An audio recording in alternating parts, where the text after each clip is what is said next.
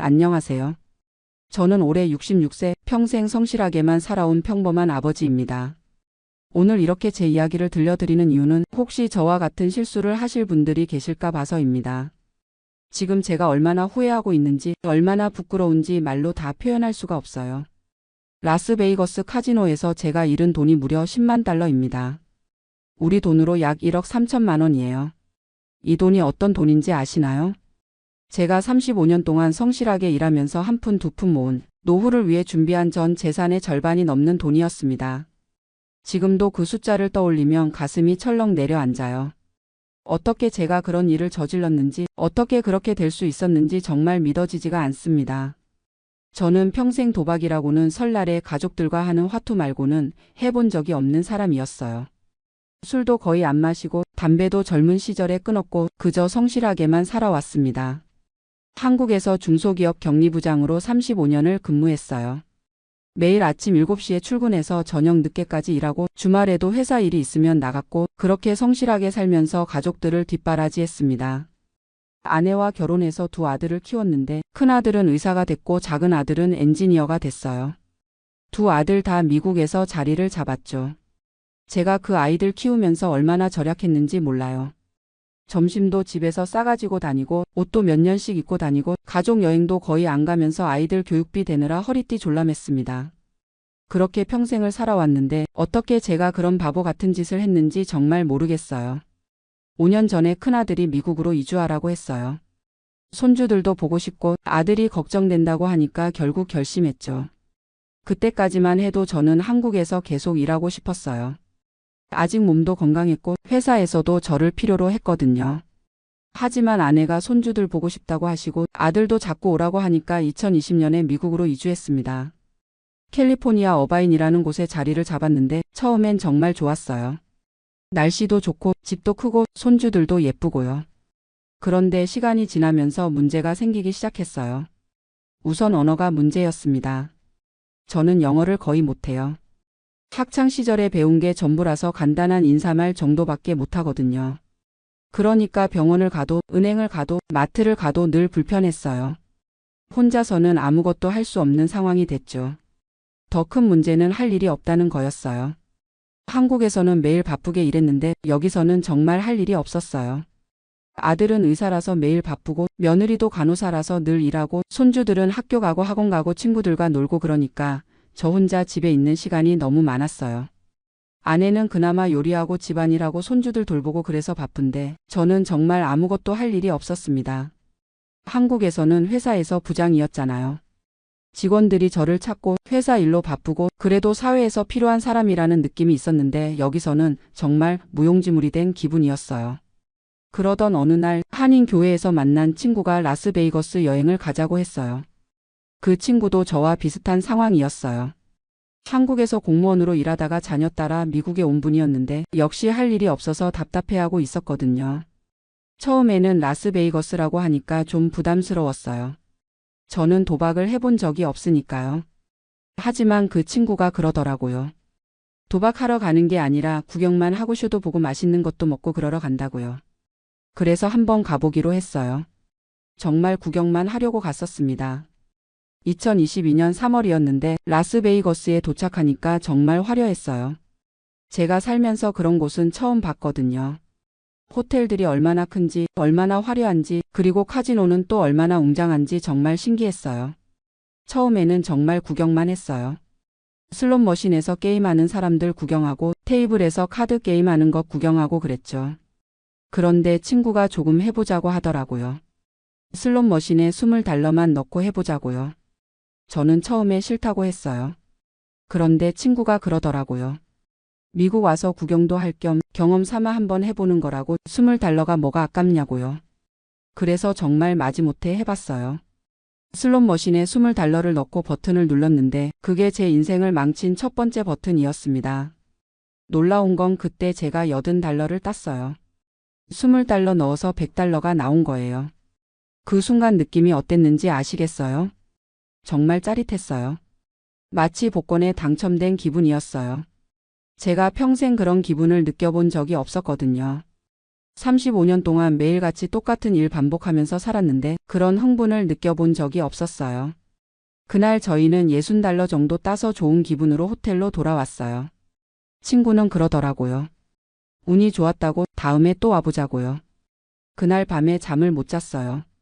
자꾸 그 순간이 떠오르는 거예요.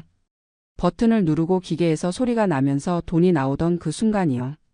집에 돌아와서도 며칠 동안 그 생각만 했어요. 혹시 제가 도박에 재능이 있는 건 아닌가, 혹시 제가 운이 좋은 사람인 건 아닌가 그런 생각이 들더라고요. 정말 바보 같은 생각이었는데 그때는 그렇게 생각했어요. 그래서 한 달 뒤에 또 갔어요. 이번에는 혼자 갔어요. 아내한테는 친구 만나러 간다고 거짓말했죠. 두 번째 갔을 때는 100달러를 가져갔어요. 이번에도 운이 좋아서 200달러 정도 따고 왔어요. 그때부터였어요. 제가 완전히 착각하기 시작한 게요. 아, 나는 정말 운이 좋은 사람이구나. 다른 사람들은 돈을 잃는데 나는 계속 따고 있네. 혹시 내가 이런 재능이 있는 건 아닐까? 정말 말도 안 되는 생각이었는데 그때는 진짜 그렇게 생각했어요.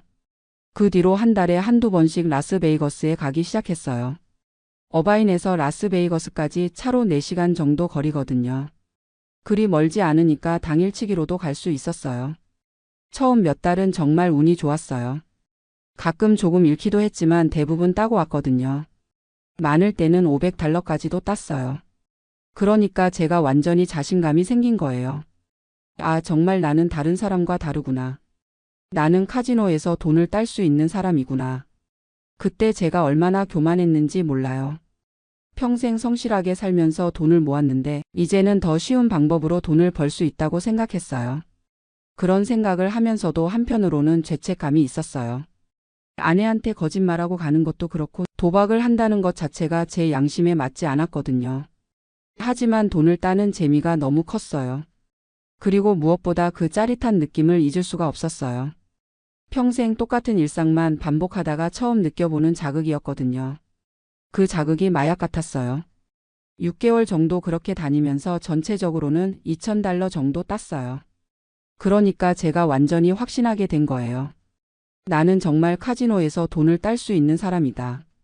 그때 제가 얼마나 어리석었는지 지금 생각해보면 정말 한심해요. 카지노가 어떤 곳인지, 왜 카지노가 그렇게 큰 건물을 짓고 호화로운 서비스를 제공할 수 있는지 생각해보지도 않았어요. 카지노는 손님들이 있는 돈으로 운영되는 곳이라는 당연한 사실을 깨닫지 못했던 거예요. 2022년 9월쯤부터 상황이 바뀌기 시작했어요. 그때까지 계속 따고 있던 제가 갑자기 돈을 잃기 시작한 거예요. 처음에는 300달러를 잃었어요. 그 전까지 계속 따고 있던 터라 이번 한 번은 운이 나빴다고 생각했죠. 그런데 다음에 또 500달러를 잃었어요. 그때부터 조금 불안해지기 시작했어요. 하지만 제가 그 불안함을 이겨내려고 했어요. 지금까지 2,000달러를 땄는데 지금 800달러 잃은 게 뭐가 대수야. 다음에 가면 또 딸 거야.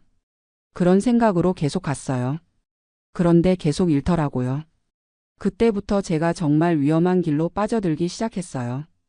본전 생각이 나기 시작한 거예요. 이미 잃은 돈을 만회해야 한다. 더 큰 돈을 걸어서 한 번에 만회하자. 정말 무서운 생각이었어요. 하지만 그때 저는 그 생각에 완전히 사로잡혀 있었어요. 베팅 금액도 점점 커지기 시작했어요. 처음에는 20달러, 50달러 이렇게 했는데 나중에는 500달러, 1000달러씩 걸기 시작했어요. 그러면서 손실 규모도 점점 커졌어요. 한 번에 2,000달러, 3,000달러씩 잃기 시작한 거예요. 그럴 때마다 제가 스스로한테 했던 말이 있어요. 괜찮아, 나는 지금까지 성실하게 살아왔고 돈도 모았으니까. 이 정도 손실은 감당할 수 있어. 다음에 가서 만회하면 돼. 정말 어리석은 생각이었어요. 하지만 그때는 그런 생각밖에 안 들더라고요. 2023년 초부터는 정말 심각해졌어요. 한 번 갈 때마다 5,000달러, 1만 달러씩 잃기 시작한 거예요.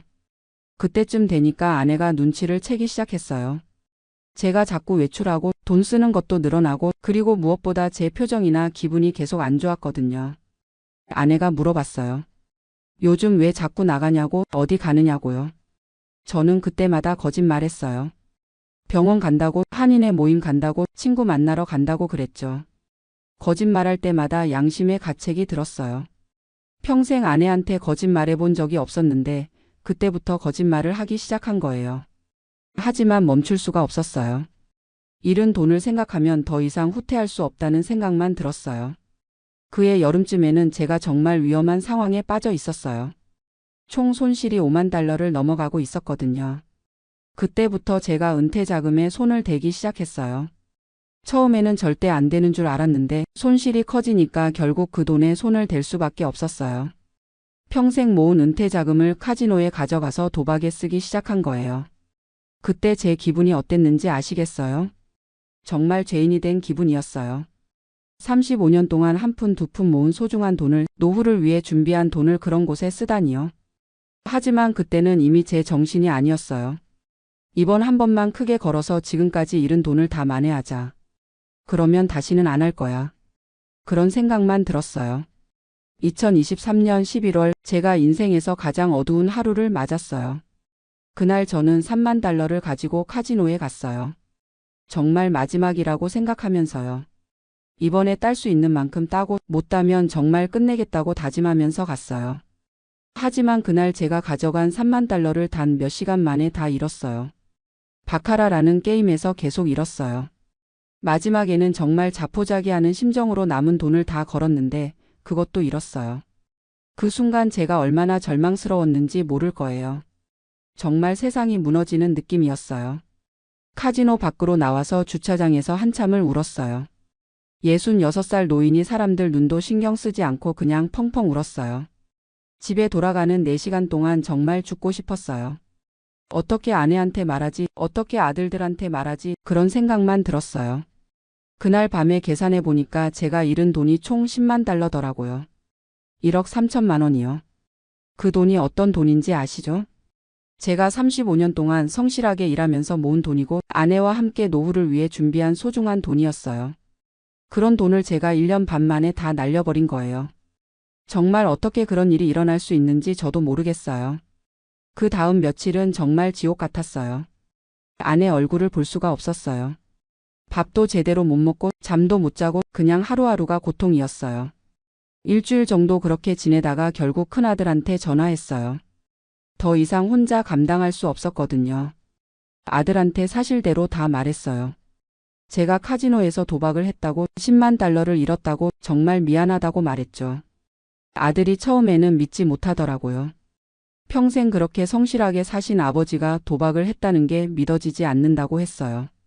그러다가 제가 울면서 계속 말하니까 그제서야 사실인 걸 받아들이더라고요. 아들이 얼마나 실망했는지 목소리만 들어도 알 수 있었어요. 하지만 그래도 아들이 저를 포기하지 않았어요. 화가 나고 실망스럽지만 함께 해결해 보자고 했어요. 아들이 먼저 한 말이 이거였어요. 아버지 혼자 문제가 아니라 가족 모두의 문제라고, 도박 중독은 질병이니까 치료받아야 한다고 했어요. 그때 처음 알았어요. 도박 중독이 정신질환의 일종이라는 걸요. 그냥 의지가 약해서 생기는 게 아니라 뇌의 화학적 변화 때문에 생기는 병이라고 하더라고요. 아들이 한국도박문제예방치유원이라는 곳을 찾아서 연결해 줬어요.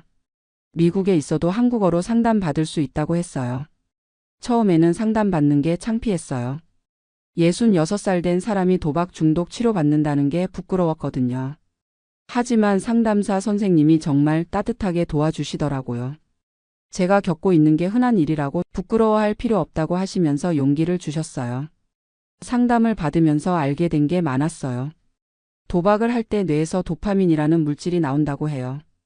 이 물질이 쾌감을 주는데 계속 도박을 하면 뇌가 이 물질에 중독되어서 더 많은 자극을 원하게 된다고 하더라고요. 그러니까 제가 의지가 약해서 그런 게 아니라 뇌의 화학적 변화 때문이었던 거예요. 물론 그렇다고 해서 제 책임이 없어지는 건 아니지만 적어도 왜 그렇게 됐는지는 이해할 수 있었어요. 상담사 선생님이 그러시더라고요. 특히 은퇴한 남성들이 도박 중독에 빠지기 쉽다고요.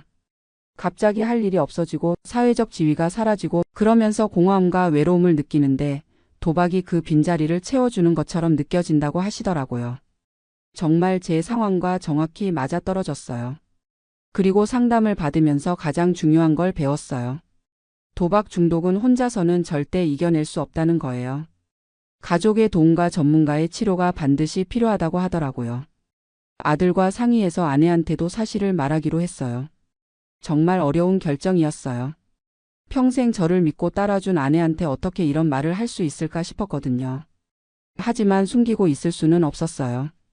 이미 가정경제에 큰 타격이 있었고 앞으로 치료받으려면 아내의 도움이 필요했거든요.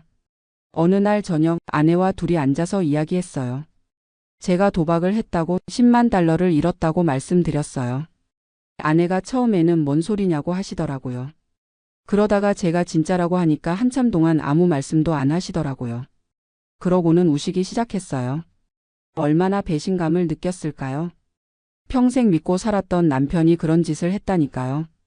아내가 그러시더라고요. 돈을 잃은 것보다 거짓말한 게 더 상처라고요.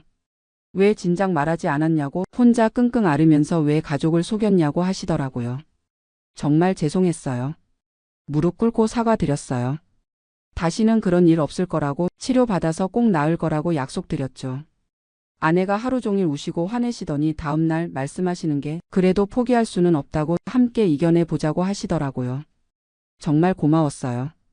그렇게 큰 실망을 시켜드렸는데도 저를 포기하지 않으신 거예요. 그 뒤로 본격적으로 치료에 들어갔어요. 일주일에 2번씩 화상으로 상담받고 도박 중독자 모임에도 참여했어요. 모임에 가보니까 저 같은 사람들이 정말 많더라고요. 나이도 다양하고 직업도 다양한데 모두 도박 때문에 고생하고 있었어요.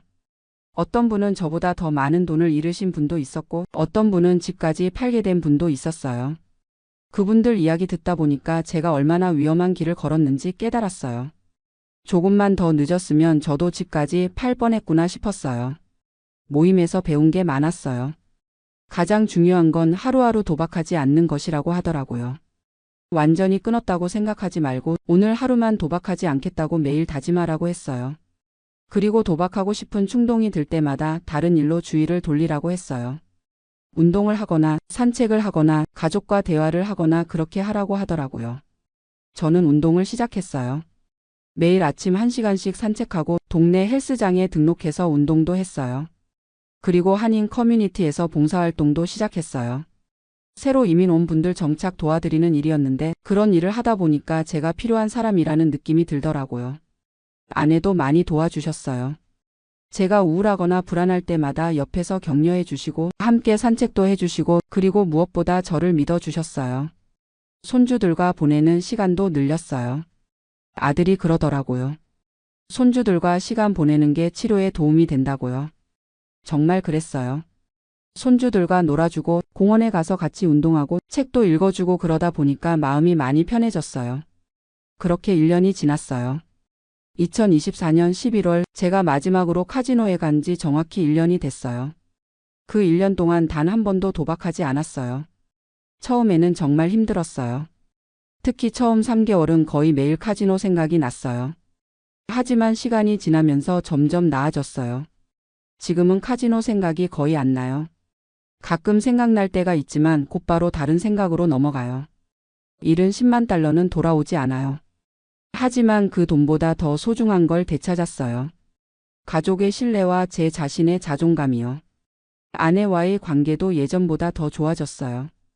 이제는 서로에게 솔직하게 말해요. 제가 힘들 때도 숨기지 않고 말씀드리고 아내도 걱정되는 게 있으면 바로 말씀하세요. 아들들과의 관계도 회복됐어요. 처음에는 저를 보는 시선이 좀 다르더라고요. 실망과 걱정이 섞인 그런 시선이었어요. 하지만 제가 1년 동안 꾸준히 치료받고 변화하는 모습을 보여드리니까 이제는 다시 예전처럼 대해줘요. 특히 큰아들이 그러더라고요. 아버지가 이번 일을 통해서 더 솔직하고 열린 사람이 되신 것 같다고요. 예전에는 뭔가 딱딱하고 권위적이셨는데 이제는 더 인간적이 되셨다고 하더라고요. 그 말 듣고 많이 생각했어요.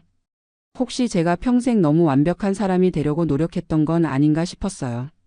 성실한 남편, 책임감 있는 아버지, 모범적인 직장인이 되려고 노력하면서 제 안의 약함이나 외로움을 인정하지 않았던 것 같아요. 그런 것들이 쌓이고 쌓여서 결국 도박이라는 잘못된 출구로 터져 나왔던 것 같아요. 이제는 제가 완벽하지 않다는 걸 인정해요. 때로는 외롭고, 때로는 불안하고, 때로는 실수할 수도 있는 그런 평범한 사람이라는 걸 받아들였어요. 대신 그런 감정들을 건전하게 해결하는 방법을 배웠어요.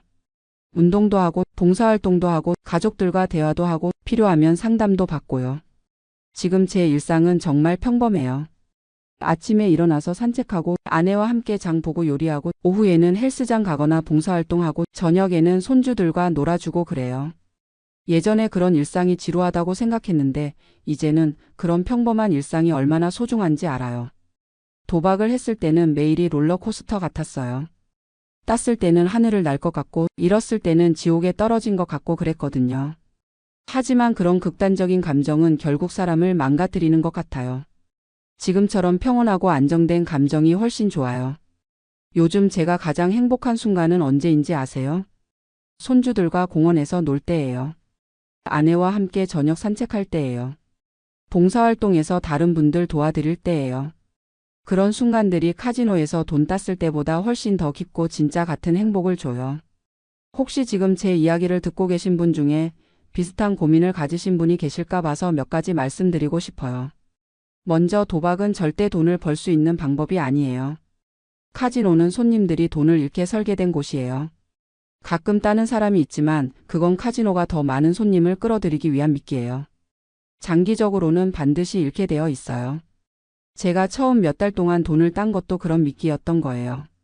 둘째로 혹시 은퇴하시거나 일을 그만두시게 되면 새로운 취미나 활동을 찾으세요. 갑자기 할 일이 없어지면 정말 우울하고 외로워져요. 그때 잘못된 선택을 할 수 있거든요. 운동이든 봉사활동이든 새로운 공부든 뭐든 좋으니까 의미 있는 활동을 찾으시길 바라요. 셋째로 가족과의 소통을 소홀히 하지 마세요. 저는 혼자 끙끙 앓다가 더 큰 문제가 됐어요. 처음부터 가족들과 솔직하게 이야기했다면 이렇게까지 되지 않았을 거예요. 마지막으로 혹시 지금 도박 문제로 고생하고 계신 분이 계시다면 절대 혼자 해결하려고 하지 마세요. 부끄럽더라도 가족들한테 도움을 요청하시고 전문 기관에서 상담 받으세요. 한국도박문제예방치유원에서 무료로 상담해 주거든요. 전화번호는 1336이에요. 해외에 계신 분들도 상담 받을 수 있어요. 도박 중독은 혼자서는 절대 이겨낼 수 없는 병이에요. 하지만 가족과 전문가의 도움을 받으면 충분히 회복할 수 있어요. 제가 그 증거예요. 66살 나이에도 변할 수 있었거든요. 지금 저는 잃은 10만 달러를 후회하지 않아요. 물론 아까운 돈이지만 그 돈을 잃고 나서야 정말 소중한 것들을 깨달았거든요. 가족의 소중함, 평범한 일상의 소중함, 그리고 정직하게 사는 것의 소중함을 깨달았어요. 어떤 면에서는 그 10만 달러가 제게 인생에서 가장 값비싼 교육비였던 것 같아요. 앞으로 제가 남은 인생 동안 하고 싶은 일이 있어요. 저처럼 도박 문제로 고생하는 분들을 도와드리고 싶어요. 제 경험을 나누면서 다른 분들이 같은 실수를 하지 않도록 도와드리고 싶어요.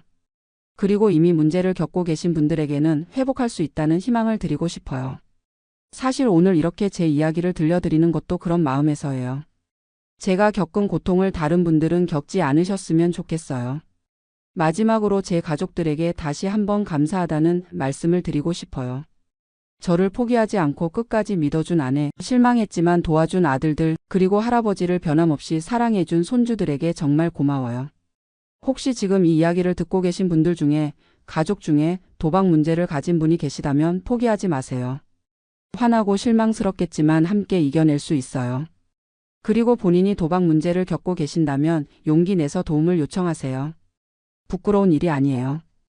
병을 치료받는 거예요. 저는 이제 도박 없는 인생이 얼마나 평화롭고 행복한지 매일 느끼고 있어요. 여러분도 그런 평화를 찾으실 수 있을 거라고 믿어요. 긴 이야기 들어주셔서 감사합니다. 모든 분들이 건강하고 행복하시길 바라요. 안녕하세요. 저는 올해 65세가 된 한국 사람입니다. 밴쿠버에 온 지도 벌써 30년이 넘었네요. 오늘 제 이야기를 들려드리려고 합니다. 사실 창피하고 부끄러운 이야기예요. 하지만 혹시나 저와 같은 실수를 하실 분들이 계실까봐 용기를 내어 말씀드리려고 해요. 저는 지난 3년 동안 부동산 투자로 200만 달러가 넘는 돈을 잃었습니다. 하나로 치면 거의 25억 원 정도 되는 큰 돈이에요. 그래서 지금 65세의 나이에 다시 일터로 나가고 있습니다. 매일 아침 7시에 일어나서 8시 30분까지 출근을 해야 해요. 나이가 나이인지라 몸이 많이 힘들어요. 특히 겨울 아침에 차가운 공기를 마시며 버스 정류장까지 걸어가는 길은 정말 힘들더라고요. 하지만 어쩔 수 없어요. 생활을 해야 하니까요. 아내와 함께 살아갈 돈이 필요하거든요. 30년 전에 밴쿠버에 왔을 때만 해도 이런 날이 올 거라고는 꿈에도 생각하지 못했어요. 그때는 젊었고 희망으로 가득했거든요. 한국에서 중소기업에 다니며 나름 안정적인 삶을 살고 있었는데 더 나은 미래를 위해서 가족과 함께 캐나다로 이민을 왔어요. 처음에는 정말 힘들었죠. 언어도 안 통하고 문화도 달랐으니까요. 하지만 열심히 살았어요. 한인 마트에서 일하기도 하고 청소 일도 해봤고 택시 운전도 했어요. 아내도 식당에서 서빙을 하며 가게에 보탬이 되려고 노력했고요. 그렇게 10년 정도 지나니까 조금씩 자리가 잡히더라고요. 영어도 어느 정도 늘었고 한인 커뮤니티에서도 인맥이 생겼어요. 그때부터는 조금 더 안정적인 일을 할 수 있었죠. 작은 수입이지만 꾸준히 모아서 집도 하나 샀어요. 버나비에 있는 작은 타운하우스였는데 그때만 해도 50만 달러 정도 했던 것 같아요. 지금 생각해보면 정말 싼 가격이었죠. 그 집에서 15년 정도 살았어요.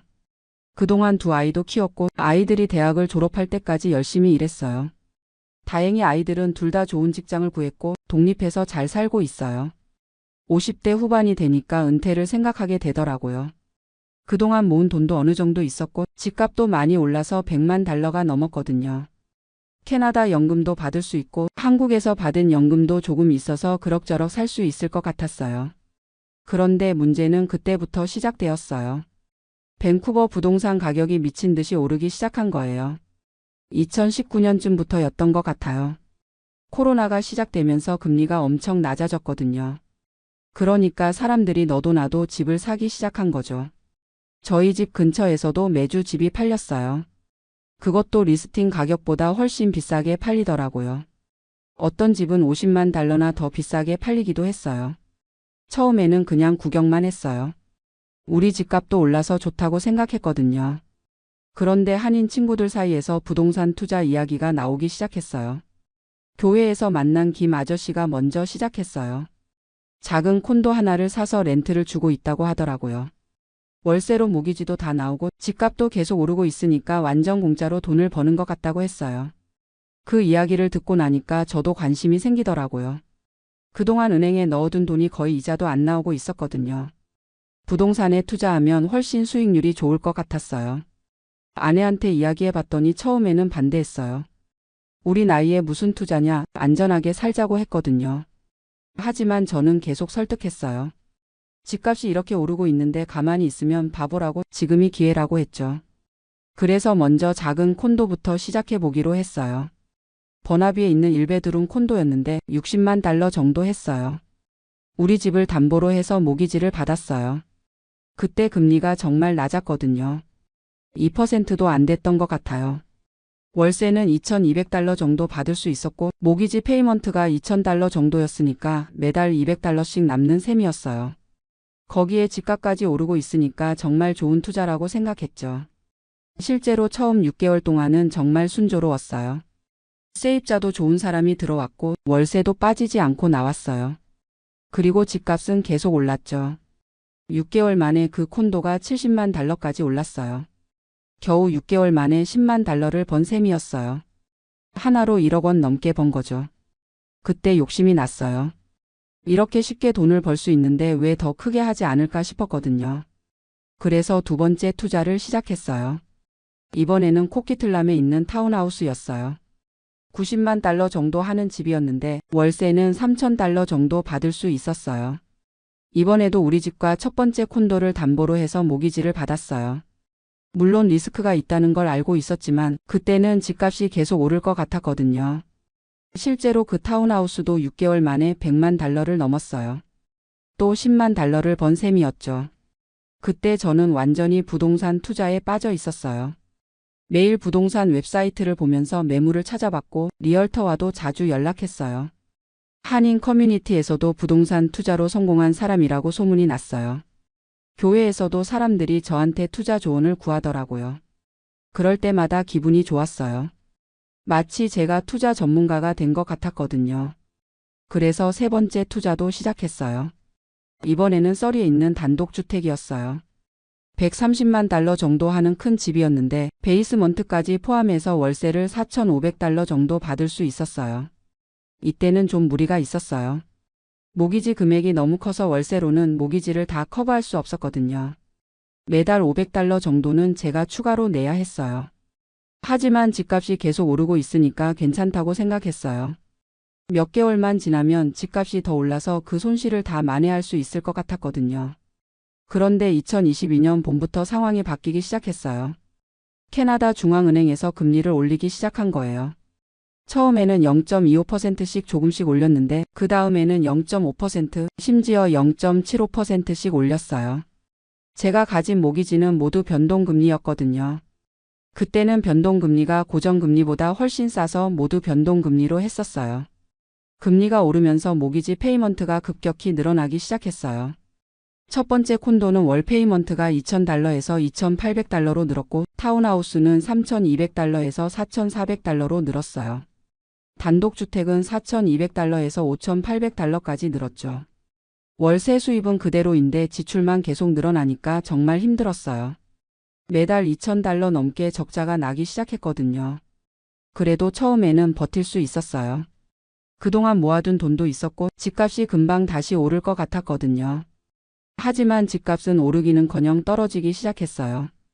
2022년 여름부터는 매주 집값이 떨어졌어요. 처음에는 조금씩 떨어지더니 나중에는 한 달에 $50,000씩 떨어지기도 했어요. 그때부터 정말 불안해지기 시작했어요. 밤에 잠도 제대로 못 잤어요. 매일 아침에 일어나서 제일 먼저 하는 일이 부동산 가격 확인하는 거였거든요. 보면 볼수록 답답했어요. 매일매일 손실이 늘어나고 있었으니까요. 2022년 말쯤 되니까 정말 심각해졌어요. 첫 번째 콘도는 $700,000에서 $550,000로 떨어졌고 타운하우스는 $1,000,000에서 $800,000로 떨어졌어요. 단독주택은 $1,300,000에서 $1,050,000로 떨어졌죠. 총 $400,000 정도 손실이 난 상황이었어요. 그런데 더 큰 문제는 매달 나가는 적자였어요. 금리는 계속 올라서 5%를 넘었고 모기지 페이먼트는 더 늘어났어요. 매달 $2,500씩 적자가 나고 있었거든요. 그동안 모아둔 돈도 거의 다 떨어져 갔어요. 이대로 가다가는 정말 큰일 날 것 같았어요. 아내와 상의해서 집을 팔기로 결정했어요. 손실을 보더라도 더 큰 손실을 막기 위해서였죠. 하지만 그때는 집을 팔기도 쉽지 않았어요. 매물은 많은데 사려는 사람은 별로 없었거든요. 금리가 너무 높아서 모기지 받기가 힘들어진 거죠. 첫 번째 콘도를 팔기까지 6개월이 걸렸어요. 결국 $500,000에 팔았는데 처음 산 가격보다 $100,000나 낮은 가격이었어요. 거기에 리얼터 수수료나 법무비용까지 빼니까 실제로는 $150,000 정도 손실이 났어요. 타운하우스는 더 오래 걸렸어요. 8개월 동안 시장에 내놨는데 팔리지 않았어요. 가격을 계속 내려야 했거든요. 결국 $750,000에 팔았는데 처음 산 가격보다 $150,000나 낮았어요. 단독주택이 가장 문제였어요. 1년 넘게 시장에 내놨는데도 팔리지 않았어요. 그동안 계속 적자가 나고 있었거든요. 매달 $2,000씩 손실이 나니까 정말 견디기 힘들었어요. 결국 $950,000에 팔았는데 처음 산 가격보다 $350,000나 낮은 가격이었어요. 총 계산해 보니까 부동산 투자로 거의 $200,000를 잃었어요. 집을 사고 팔면서 생긴 직접적인 손실이 $600,000 정도, 그동안 매달 나간 적자가 $800,000 정도, 각종 수수료나 세금이 $200,000 정도, 기회비용까지 포함하면 $200,000가 넘었어요. 그동안 모아둔 돈도 다 떨어졌고 우리 집까지 담보로 잡혀 있어서 정말 위험한 상황이었어요. 다행히 우리 집은 지킬 수 있었어요. 아이들이 도와줘서 모기지 일부를 갚을 수 있었거든요. 하지만 그것도 미안한 마음이 컸어요.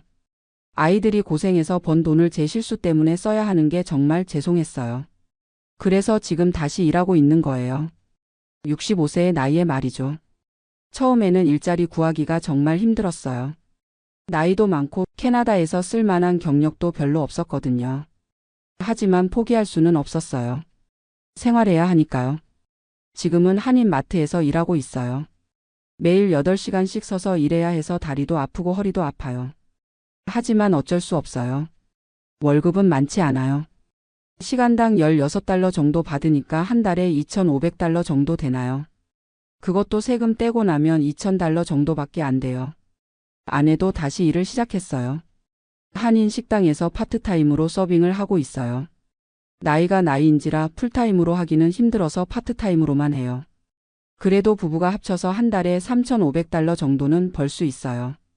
생활비로는 빠듯하지만 그럭저럭 살 수는 있는 정도예요. 지금 생각해보면 정말 바보 같은 짓을 했다는 생각이 들어요. 왜 그렇게 욕심을 부렸을까요? 그냥 안전하게 살았으면 지금쯤 편안한 은퇴 생활을 하고 있었을 텐데요. 친구들을 만나기도 민망해요. 그때 저한테 투자 조언을 구했던 분들이 몇 분 계시거든요. 다행히 그분들은 제 말을 듣지 않으셔서 큰 손실을 보지는 않으셨지만 그래도 얼굴을 보기가 쑥스러워요. 교회에도 예전처럼 자주 나가지 못해요. 사람들이 저희 상황을 다 알고 있거든요. 동정하는 눈빛으로 보는 것 같아서 불편해요. 하지만 이제는 받아들이려고 해요. 이미 지나간 일이고 후회한다고 달라지는 건 아니니까요. 대신 앞으로는 정말 신중하게 살려고 해요. 투자는 절대 하지 않을 거예요. 그냥 안전하게 돈을 모아서 노후를 준비할 생각이에요. 몸이 허락하는 한 계속 일할 생각이에요. 70세까지는 일할 수 있을 것 같아요. 그동안 돈을 모아서 정말 은퇴할 때는 최소한의 생활은 할 수 있도록 준비하려고 해요. 아이들한테는 정말 미안한 마음이 커요. 부모가 이런 실수를 해서 아이들에게 부담을 준 게 너무 죄송해요. 앞으로는 아이들한테 절대 짐이 되지 않도록 조심할 거예요. 혹시 이 이야기를 듣고 계신 분들 중에 부동산 투자를 고려하고 계신 분이 계시다면 정말 신중하게 생각해 보시기 바라요. 특히 저처럼 나이가 많으신 분들은 더욱 조심하셔야 해요. 젊을 때는 실패해도 다시 회복할 시간이 있지만 나이가 들면 그런 시간이 없거든요. 투자라는 게 항상 수익만 나는 건 아니에요. 손실이 날 수도 있다는 걸 꼭 명심하세요. 그리고 투자할 때는 잃어도 괜찮을 돈으로만 하세요. 절대 빚을 내서 투자하시면 안 돼요. 저는 그런 기본적인 원칙도 지키지 않았어요. 욕심 때문에 모든 걸 걸고 투자했다가 이런 결과를 맞게 된 거죠. 지금은 매일 일하러 나가면서도 그때 일을 생각해요. 만약 그때 욕심을 부리지 않았다면 어땠을까 하고요. 하지만 이미 지나간 일이니까 받아들이고 살아야죠. 앞으로는 정말 하루하루 열심히 살 생각이에요. 비록 65세의 나이에 다시 일터로 나서게 됐지만 건강한 게 다행이라고 생각해요. 아직 일할 수 있는 몸이니까 감사하게 생각하려고 해요. 아내도 많이 힘들어해요. 이 나이에 다시 일해야 한다는 게 쉽지 않거든요. 하지만 서로 의지하면서 극복해 나가려고 해요. 그동안 30년 넘게 밴쿠버에서 살면서 힘든 일도 많이 겪었지만 그때마다 이겨내고 살아왔거든요. 이번에도 잘 이겨낼 수 있을 거라고 생각해요. 다만 다른 분들은 저와 같은 실수를 하지 않으셨으면 좋겠어요.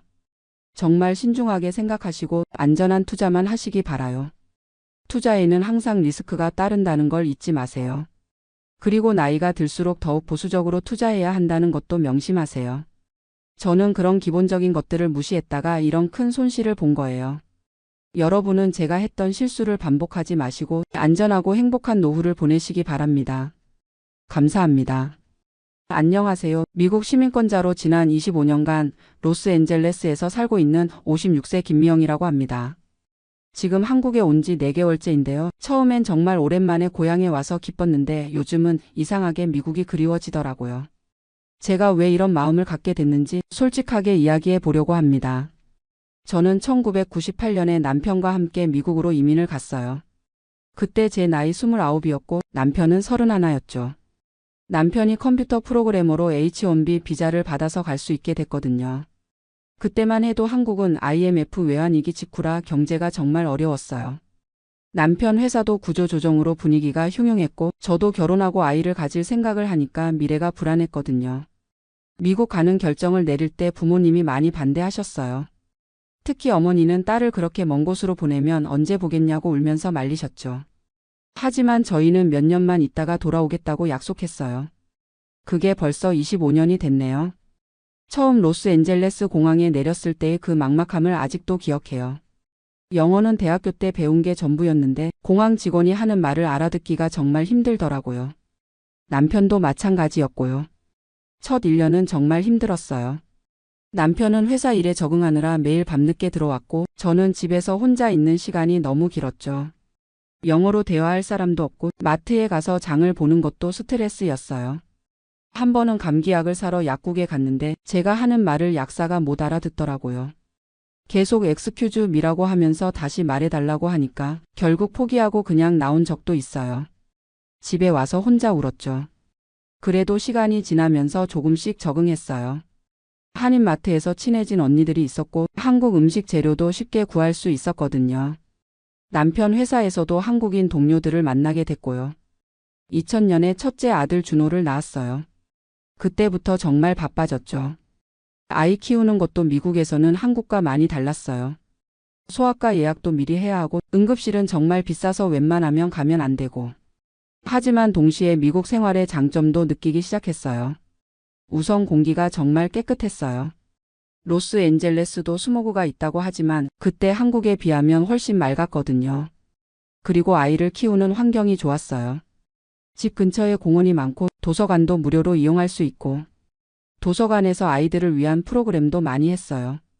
2003년에 둘째 딸 수진이도 태어났고 저희는 점점 미국 생활에 익숙해져 갔어요. 2005년에 영주권을 받았고 2010년에 시민권까지 취득했죠. 아이들이 자라면서 미국 교육 시스템의 좋은 점들을 많이 경험했어요. 한국처럼 성적으로만 줄 세우지 않고 각자의 재능을 키워주려고 노력하더라고요. 준호는 축구를 좋아했는데 학교에서 축구팀 활동을 적극 지원해줬어요. 수진이는 피아노를 좋아했는데 학교 오케스트라에서 활동할 수 있었고요. 제가 가장 좋아했던 건 여유로운 생활이었어요. 남편도 한국에 있을 때처럼 야근하는 일이 거의 없었고 주말에는 정말 쉴 수 있었어요. 가족끼리 바비큐를 하거나 비치에 놀러 가거나 하이킹을 하거나 그리고 사람들이 서로에게 간섭을 안 해서 좋았어요. 한국에 있을 때는 이웃들 시선도 신경 쓰이고 남의 평가를 의식하면서 살았는데 미국에서는 그런 스트레스가 없었거든요. 운전도 편했어요. 길이 넓고 주차할 곳도 많고. 한국에서는 운전을 무서워했는데 미국에서는 자신 있게 어디든 갈 수 있었어요. 쇼핑도 편했어요. 큰 몰에 가면 필요한 모든 걸 한 번에 살 수 있고 주차도 무료고. 코스트코 같은 창고형 매장에서 대용량으로 사면 경제적이기도 했고요. 의료 시스템도 나름 괜찮았어요. 물론 보험료는 비쌌지만 보험만 있으면 좋은 의료 서비스를 받을 수 있었어요. 특히 남편이 65세가 되고 나서는 메디케어 덕분에 의료비 부담이 많이 줄었죠. 무엇보다 미국에서는 나이 듦에 대한 부담이 적었어요. 한국에서는 나이가 들면 사회에서 소외되는 느낌이 있잖아요. 하지만 미국에서는 60대, 70대도 당당하게 사회활동을 하더라고요. 시간이 흐르면서 미국이 진짜 제 삶의 터전이 됐어요. 아이들도 완전히 미국인이 됐고 저희 부부도 미국식 라이프 스타일에 완전히 적응했죠. 한국에 있는 가족들과는 정기적으로 연락했지만 점점 멀어지는 느낌이 있었어요. 특히 부모님이 연세가 드시면서 건강이 안 좋아지셔도 쉽게 한국에 갈 수가 없었거든요. 그러다가 작년에 아버지가 돌아가셨어요. 갑작스러운 심장마비였는데 제가 장례식에도 참석하지 못했어요. 코로나19 때문에 입국이 어려웠거든요. 그때 정말 많이 후회했어요. 그동안 너무 미국 생활에만 집중하느라 부모님을 소홀히 했구나 싶었죠. 어머니 혼자 남으신 게 너무 걱정되기도 했고요. 올해 초에 남편이 은퇴했어요. 그래서 한국에 좀 오래 있어 보자고 했죠. 어머니도 돌봐드리고 그동안 못 본 친구들도 만나고 한국 생활도 경험해 보자고요. 2월에 한국에 왔는데 처음에는 정말 좋았어요. 음식도 맛있고 친구들 만나는 것도 즐겁고 특히 어머니가 너무 좋아하셔서 저도 기뻤어요. 그런데 시간이 지나면서 조금씩 불편함을 느끼기 시작했어요. 우선 모든 게 너무 빨라요. 지하철이나 버스를 타면 사람들이 정말 빨리 움직이더라고요. 25년간 여유로운 미국 생활에 익숙해진 저로서는 따라가기가 힘들었어요. 그리고 디지털 시스템이 너무 발달해서 오히려 불편했어요. 카페에서 커피 하나 주문하려고 해도 앱을 깔아야 하고 키오스크 사용법을 몰라서 당황한 적도 많았어요. 미국에서는 아직도 현금으로 계산할 수 있는 곳이 많은데 한국은 카드나 페이로 결제하는 게 기본이더라고요. 교통비도 생각보다 많이 들었어요. 택시비가 특히 비쌌는데 미국에서는 차로 이동하는 게 당연했거든요. 대중교통을 이용하는 것도 25년 만이라 헷갈리고요. 음식도 처음에는 좋았는데 3개월 정도 지나니까 오히려 미국 음식이 그리워지더라고요. 샐러드나 샌드위치 같은 간단한 음식들. 한국 음식은 매 끼니가 좀 무거운 느낌이었어요. 그리고 사람들과의 관계도 생각보다 어려웠어요. 25년 전 친구들을 만나면 처음에는 반갑지만 시간이 지나면서 서로 다른 삶을 살아온 게 느껴져요. 그들은 한국에서 계속 살면서 한국 사회의 변화를 함께 경험했는데 저는 그 시간 동안 미국에서 살았으니까요. 대화 주제도 달라요.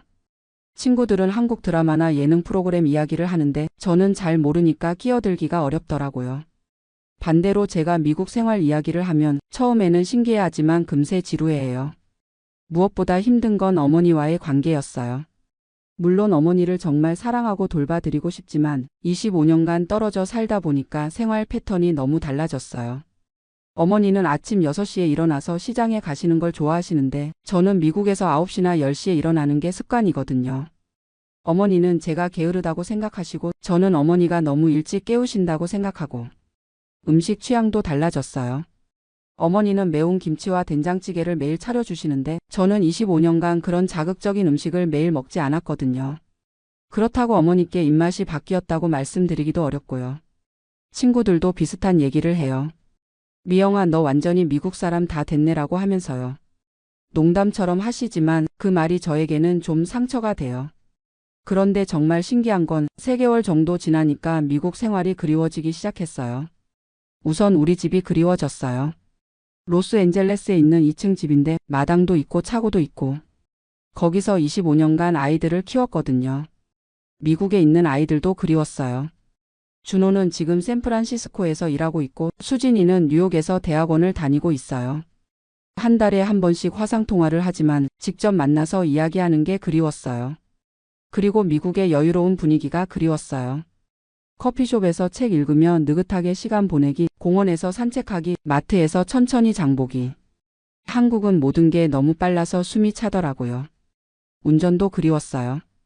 한국에서는 주차할 곳도 없고 길도 복잡하고 운전하기가 정말 힘들어요. 미국에서는 어디를 가든 넓은 주차장이 있고 길도 직선으로 뻗어 있어서 운전이 즐거웠는데요. 날씨도 그리웠어요. 로스앤젤레스는 1년 내내 날씨가 비슷해서 좋거든요. 한국은 여름에 너무 덥고 습하고 겨울에는 너무 추워요. 미국 생활에 익숙해진 저에게는 한국의 사계절이 오히려 불편했어요. 의료 시스템도 그리웠어요. 한국의 의료비가 저렴한 건 좋지만 병원에서 기다리는 시간이 너무 길어요. 미국에서는 예약 시간에 맞춰 가면 거의 기다리지 않고 진료를 받을 수 있었는데 한국에서는 예약을 해도 1~2시간은 기다려야 해요. 그리고 개인 프라이버시도 그리웠어요. 미국에서는 이웃과 적당한 거리를 유지하면서 살 수 있는데 한국에서는 사람들이 서로에게 너무 관심이 많아요. 어머니 동네 사람들이 저에게 언제 미국에서 왔냐, 아이들은 뭘 하냐, 집은 얼마나 크냐 이런 질문을 계속 하시거든요. 답하기도 애매하고 부담스러워요. 한 달 전쯤에는 정말 미국이 너무 그리워서 남편에게 빨리 돌아가자고 말한 적도 있어요. 그때 남편이 한 말이 아직도 기억나요. 우리가 한국 사람인지 미국 사람인지 헷갈린다고 하더라고요. 정말 그래요. 25년 전에 한국을 떠날 때는 분명히 한국 사람이었는데 지금은 어디가 진짜 고향인지 모르겠어요. 한국에 있으면 미국이 그립고 미국에 있으면 한국이 그리워요. 완전한 한국 사람도 아니고 완전한 미국 사람도 아닌 중간 어딘가에 있는 것 같아요. 어머니는 제가 미국으로 돌아간다고 하면 서운해 하실 거예요. 이제 겨우 왔는데 벌써 가냐고 하시겠죠. 그래서 더 마음이 무거워요. 하지만 솔직히 말하면 저에게는 미국이 더 편해요. 25년간 살아온 곳이니까요. 거기가 제 일상이고 제 루틴이에요. 친구들도 있고 익숙한 환경이에요. 그렇다고 한국이 싫은 건 아니에요. 한국도 여전히 제 고향이고 여기서의 추억들도 소중해요. 음식도 맛있고 문화도 친숙하고. 아마 제가 25년 전에 미국에 가지 않았다면 지금도 한국이 더 편했을 거예요. 하지만 이미 미국 생활이 제 몸에 배어버렸어요. 요즘 깨달은 건 이민이라는 게 단순히 거주지를 바꾸는 게 아니라는 거예요. 사고방식도 생활습관도 가치관도 바뀌는 거더라고요. 그래서 어디에 있든 100% 만족할 수는 없는 것 같아요. 다음 달에 미국으로 돌아갈 예정이에요. 어머니와 헤어지는 게 슬프지만 또 언제 올 수 있을지 모르겠지만 그래도 미국으로 돌아가는 게 맞는 것 같아요. 어쩌면 저처럼 이민을 간 사람들은 평생 이런 마음을 안고 살아가는 건지도 몰라요. 두 나라 사이에서 흔들리면서 완전히 어디에도 속하지 못하면서. 하지만 이제는 그것도 제 삶의 일부라고 받아들이려고 해요. 한국도 소중하고 미국도 소중해요. 다만 지금 제게는 미국이 더 편하고 익숙할 뿐이죠. 한국에 계신 분들께 드리고 싶은 말은 이민을 가는 것도 쉽지 않지만 고향에 돌아오는 것도 생각보다 쉽지 않다는 거예요. 시간이 흐르면서 사람도 바뀌고 환경도 바뀌거든요. 그래서 이민을 고려하고 계신다면 정말 신중하게 결정하셨으면 좋겠어요. 물론 미국 생활에도 좋은 점이 많지만 잃는 것도 분명히 있거든요. 저는 제 선택을 후회하지는 않아요. 미국에서 좋은 경험도 많이 했고 아이들도 잘 키웠고 하지만 동시에 아쉬운 마음도 있어요. 부모님과 더 많은 시간을 보내지 못한 것, 한국의 변화를 함께 경험하지 못한 것. 지금은 두 나라를 오가며 사는 게 제 삶이라고 생각해요. 완전히 어느 한쪽에 속할 수는 없지만 양쪽 모두에서 소중한 것들을 얻을 수 있으니까요. 긴 이야기 들어주셔서 감사합니다. 혹시 저와 비슷한 경험을 하신 분들이 계시다면 서로 이해하고 위로가 될 수 있었으면 좋겠네요. 안녕하세요. 저는 올해 71세 박금순이라고 합니다. 지금 서울 마포구에 있는 작은 원룸에서 혼자 살고 있어요. 캐나다 밴쿠버에서 아들 가족과 5년을 살다가 며느리와 갈등이 생겨서 혼자 한국에 돌아온 지 이제 6개월이 됐네요. 처음엔 정말 마음이 아팠어요. 손주들과 헤어지는 것도 서러웠고 아들한테 짐만 되는 것 같아서 속상하기도 했고요. 그런데 요즘은 생각이 많이 달라졌어요. 오히려 이렇게 혼자 사는 게 더 자유롭고 편하다는 걸 깨달았거든요. 사실 저도 처음엔 밴쿠버 생활이 나쁘지 않았어요. 2019년에 남편이 갑자기 심장마비로 돌아가시고 나서 혼자 부천에서 살기가 너무 적적했거든요. 그때 아들 준호가 캐나다로 이민 온 지 10년 정도 됐었는데 엄마 혼자 두고 볼 수 없다면서 저를 모셔갔어요. 처음 몇 년은 정말 행복했어요. 손주들 지안이와 하은이가 그때 5살, 2살이었는데 할머니라고 졸졸 따라다니는 게 얼마나 예쁘던지요. 아들도 효자라고 소문이 날 정도로 저를 잘 챙겨줬고 며느리 수진이도 처음엔 저를 많이 배려해줬어요. 수진이는 한국계 캐나다인 2세예요. 부모님이 70년대에 이민 오셔서 캐나다에서 태어나고 자란 아이죠. 간호사로 일하고 있고 영어가 모국어라 한국말은 조금 어색해요. 그래도 처음엔 저한테 한국말로 대화하려고 노력도 많이 했어요. 문제는 아이들이 자라면서 시작됐어요. 저는 한국식으로 아이들을 키우려고 했고 수진이는 캐나다식으로 키우려고 했거든요. 처음엔 작은 차이였는데 점점 커지더라고요. 예를 들어서 아이들이 감기에 걸렸을 때 저는 따뜻한 물을 많이 먹이고 푹 쉬게 하려고 했는데 수진이는 해열제 먹이고 평상시처럼 활동하게 하더라고요. 저는 아이들이 밖에서 놀다가 더러워지면 바로 씻기고 옷도 갈아입히려고 했는데 수진이는 조금 더러운 건 괜찮다고 하면서 제가 너무 예민하다고 했어요. 언어 문제도 있었어요. 저는 손주들이 한국어를 잘 배웠으면 했는데 집에서는 거의 영어만 써서 아이들이 저랑 대화할 때도 영어를 섞어서 말하는 거예요. 저는 영어를 잘 못하니까 손주들과 깊은 대화를 나누기가 어려웠어요. 그러다가 작년 가을에 결정적인 사건이 있었어요. 지안이가 학교에서 감기를 옮아와서 열이 좀 있었는데 저는 한국에서 하던 대로 파 뿌리 끓인 물을 먹이고 이마에 찬 수건을 올려줬어요. 그런데 수진이가 그걸 보고는 화를 내는 거예요. 미신적인 민간요법 하지 말라고 아이가 더 아플 수 있다고요. 그날 밤 둘이 크게 싸웠어요. 수진이가 저한테 캐나다 방식을 존중해달라고 했는데 저는 50년 넘게 아이 키운 경험을 무시당하는 것 같아서 기분이 상했어요. 그때 아들 준호가 중간에서 말렸지만 결국 수진이한테 편을 드는 것 같더라고요. 그 뒤로 집안 분위기가 계속 어색했어요. 저는 뭘 해도 눈치가 보이고 수진이는 저한테 최소한의 예의만 지키는 정도였어요. 손주들도 엄마 아빠가 할머니랑 사이가 안 좋다는 걸 느끼는 것 같아서 예전처럼 저한테 편하게 다가오지 못하더라고요. 저는 그때 정말 많이 외로웠어요. 한국에 있을 때는 50년 지기 친구들도 있었고 동네 사람들과도 인사 나누며 살았는데 밴쿠버에서는 정말 아는 사람이 없었거든요. 한인 교회에도 몇 번 나가봤지만 오래 살던 사람들끼리 그룹이 이미 형성되어 있어서 끼어들기가 쉽지 않았어요. 그러다가 올해 1월에 마침내 결심했어요. 더 이상 이렇게 살 수는 없겠다 싶어서 아들한테 한국에 돌아가겠다고 말했어요. 아들은 처음엔 반대했어요. 혼자 계시면 어떻게 하시냐고 아프시면 어쩌냐고요. 하지만 제가 마음을 굳게 먹었다는 걸 알고는 더 이상 말리지 않더라고요.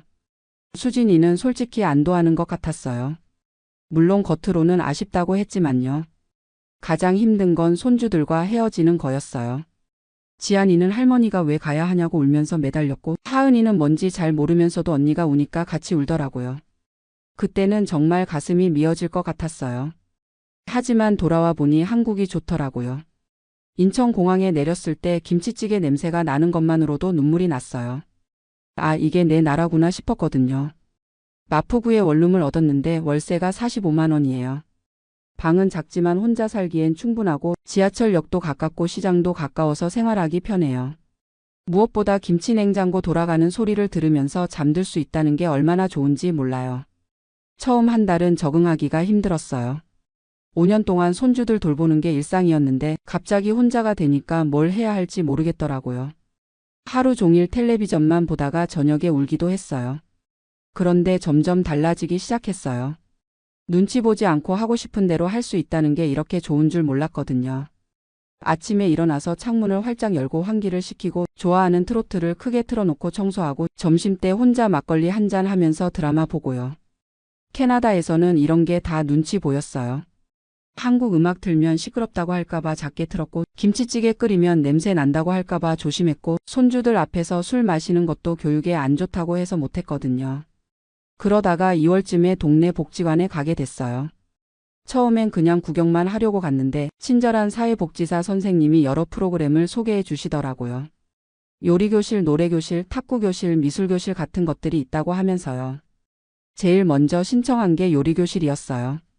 사실 요리는 평생 해왔으니까 새로 배울 게 뭐가 있나 싶었는데 가보니까 요즘 젊은 사람들이 좋아하는 요리들을 가르쳐 주시더라고요. 파스타도 만들고 샐러드도 만들고 케이크도 구워봤어요. 같이 수업 듣는 분들도 다 비슷한 나이대라서 금방 친해졌어요. 혼자 사는 분들이 많아서 서로 이야기도 통하고요. 김영자 씨라고 작년에 남편 돌아가시고 혼자 사는 분이 계시는데 그분과 특히 친해져서 일주일에 한 번씩은 같이 식사해요. 3월부터는 탁구 교실도 다니기 시작했어요. 젊을 때 조금 쳐봤는데 40년 만에 다시 라켓을 잡으니까 어색하더라고요. 그런데 선생님이 차근차근 가르쳐 주시니까 금방 감이 왔어요. 지금은 복지관에서 탁구 좀 친다고 소문날 정도예요. 4월부터는 봉사활동도 시작했어요. 독거노인 분들한테 도시락 배달하는 일인데 저보다 나이 많으신 분들이 혼자 사시는 걸 보니까 마음이 짠하더라고요. 그분들께 도시락 전해드리면서 안부도 묻고 이야기도 나누면 저도 보람을 느끼고 그분들도 좋아하시거든요. 그러다가 5월 어느 날 수진이한테서 카카오톡이 왔어요. 화상통화 한번 하자고 하더라고요. 처음엔 뭔가 문제가 생긴 건가 싶어서 걱정했는데 통화해보니 그게 아니었어요. 손주들이 할머니 보고 싶다고 계속 얘기한다는 거예요. 특히 지안이가 학교에서 할머니에 대한 그림 그리기 숙제가 나왔는데 할머니 얼굴을 제대로 기억 못한다면서 울었다고 하더라고요. 그래서 화상통화를 하게 됐는데 아이들 얼굴 보는 순간 눈물이 핑 돌았어요. 지안이는 키가 더 큰 것 같고 하은이는 앞니가 빠져서 말하는 게 더 귀여워졌더라고요. 아이들이 할머니 보고 싶다고 하면서 언제 다시 올 거냐고 물어보는 거예요. 저는 할머니도 보고 싶지만 지금은 한국이 더 좋다고 솔직하게 말했어요. 그랬더니 수진이가 의외의 말을 하더라고요. 자기도 그동안 많이 생각해봤는데 할머니한테 너무 서운하게 했던 것 같다고요. 한국에서 평생 살아오신 분한테 갑자기 캐나다 방식에 맞추라고 한 게 잘못이었다고 하더라고요. 저도 그때 마음이 좀 누그러졌어요. 사실 저도 너무 고집부렸던 것 같다고 수진이 입장에서는 자기 아이들을 제대로 키우고 싶었던 거라고 말했어요. 둘 다 아이들을 사랑하는 마음은 똑같았는데 표현하는 방식이 달랐을 뿐이라고요. 그 뒤로 일주일에 한 번씩 화상통화를 해요. 손주들한테 한국어도 가르쳐주고 한국 동화책도 읽어주고 한국 전래놀이도 알려줘요. 수진이도 이제는 아이들이 한국 문화를 배우는 걸 좋아해요. 지난주에는 아들이 전화해서 여름 휴가 때 가족들이 한국에 놀러 오겠다고 하더라고요. 2주 정도 머물면서 저랑 시간도 보내고 아이들한테 한국 구경도 시켜주고 싶다고요. 저는 정말 기대돼요.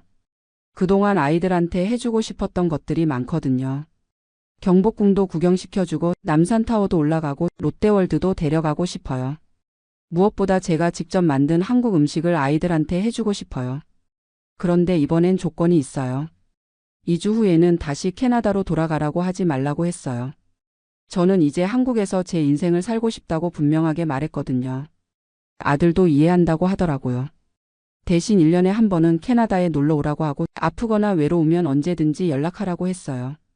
요즘 저는 정말 행복해요. 71세에 이런 새로운 인생을 시작할 줄 몰랐거든요. 복지관 친구들과는 다음 달에 강화도 여행 계획도 세웠어요. 김영자 씨랑은 요리교실에서 배운 걸로 작은 반찬 가게를 차려볼까 하는 얘기도 나누고 있어요. 그리고 한 가지 더 시작한 게 있어요. 일기쓰기예요. 매일 밤 오늘 있었던 일들을 적어보는데 하루하루가 참 알차다는 생각이 들어요. 캐나다에 있을 때는 그냥 시간이 흘러가는 대로 살았는데 지금은 내가 선택해서 하는 일들이 있으니까 매일이 의미가 있더라고요. 물론 가끔 외로울 때도 있어요. 밤에 혼자 앉아 있으면 손주들 생각도 나고 남편 생각도 나고 그래요. 하지만 그런 순간에도 이제는 울지 않아요. 대신 내일 뭘 할지 계획을 세우고 친구들한테 전화도 걸어보고 때로는 동네 산책도 나가요. 저한테는 지금이 인생에서 가장 자유로운 시기인 것 같아요. 누구 눈치 보지 않고 제가 하고 싶은 대로 살 수 있거든요. 아침에 일어나서 오늘 뭘 할지 정하는 것부터가 즐거워요. 복지관에 갈지 시장에 갈지 친구 만날지 집에서 쉴지. 모든 게 제 선택이에요. 캐나다에 있을 때는 며느리 눈치 아들 눈치 보면서 살았거든요. 손주들 돌봐드리는 게 제 역할이라고 생각했고 그게 당연한 줄 알았어요. 하지만 돌이켜보니 그건 제가 원하는 삶이 아니었던 것 같아요. 지금 와서 생각해보니 수진이 말도 틀린 건 아니었어요. 캐나다에서 나고 자란 아이들을 한국식으로만 키우려고 했던 게 무리였을 수도 있죠. 그리고 제가 영어를 배우려고 노력했다면 소통도 더 잘 됐을 텐데 그런 노력을 별로 안 했던 것도 솔직히 인정해요. 하지만 그때는 제가 너무 힘들었거든요. 평생 살던 곳을 떠나서 낯선 땅에서 적응하려고 하는데 가족들마저 제 방식을 이해해 주지 않는다고 느꼈으니까요. 지금은 그런 감정들이 많이 정리됐어요. 요즘은 새로운 취미도 생겼어요. 복지관에서 스마트폰 교실을 들었거든요. 처음엔 이 나이에 뭘 배우냐고 생각했는데 막상 배워보니까 정말 신기하더라고요. 이제는 카카오톡으로 친구들과 대화도 하고 유튜브로 요리 동영상도 보고 네이버에서 날씨도 확인해요. 특히 손주들과 화상통화할 때 도움이 많이 돼요. 예전에는 아들이 전화 걸어줘야만 할 수 있었는데 이제는 제가 직접 손주들한테 연락할 수 있어요. 지안이가 학교에서 그림 그린 걸 사진으로 보내주면 저도 복지관에서 만든 작품을 찍어서 보내줘요. 그리고 또 하나 좋은 일이 생겼어요. 같은 건물에 사는 30대 직장인 여성분이 있는데 그분이 혼자 사시면서 요리하기가 힘들다고 하시더라고요. 그래서 제가 가끔 반찬을 만들어서 나눠드려요. 그분도 고마워하시면서 가끔 과일이나 빵 같은 걸 가져다 주세요.